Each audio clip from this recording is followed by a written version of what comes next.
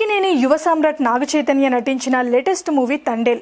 చందు మొండేటి దర్శకత్వంలో తెరకెక్కిన ఈ సినిమా ప్రేక్షకులను విశేషంగా ఆకట్టుకుంది.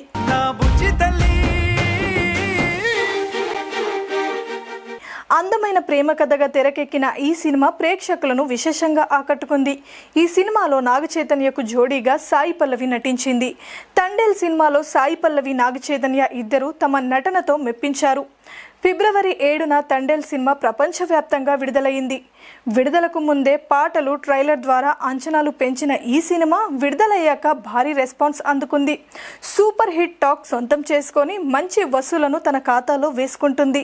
చైతు కెరీర్లోనే ఈ సినిమా ప్రత్యేక స్థానం సంపాదించుకుంది. ఈ సినిమాలో రాజు సత్య పాత్రలో నాగచైతన్య, సాయి పల్లవి జీవించేశారని, ముఖ్యంగా ఎమోషనల్ సీన్లతో చైతు ఏడిపించేశాడని ప్రశంసలు కురిపిస్తున్నారు ఫ్యాన్స్. వీరి మధ్య హృదయమైన ప్రేమను ముడిపెడుతూ దానికి సినిమాటిక్ హంగుల్ని జోడించి తెరపైన ఆసక్తిని రేకెత్తించడంతో దర్శకుడు విజయవంతమయ్యాడు.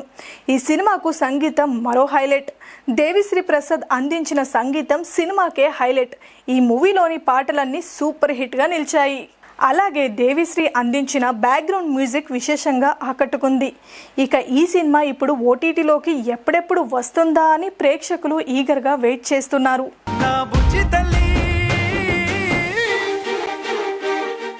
అయితే ఇప్పుడు Thandel movie OTT release date fix అయిందని తెలుస్తుంది. తండేల్ మూవీ ఓటీటీ రైట్స్ ను ప్రముఖ ఓటీటీ సంస్థ నెట్ఫ్లిక్స్ సొంతం చేసుకుంది. ఇక తండేల్ సినిమా స్ట్రీమింగ్ డేట్ మార్చి 14న ఖరారైనట్లు తెలుస్తుంది.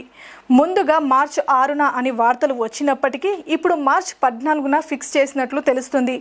త్వరలోనే దీనిపై అఫీషియల్ అనౌన్స్మెంట్స్ ఇవ్వనున్నారు. హాయ్ అండి, నేను మీ సాయిరామ్ శంకర్.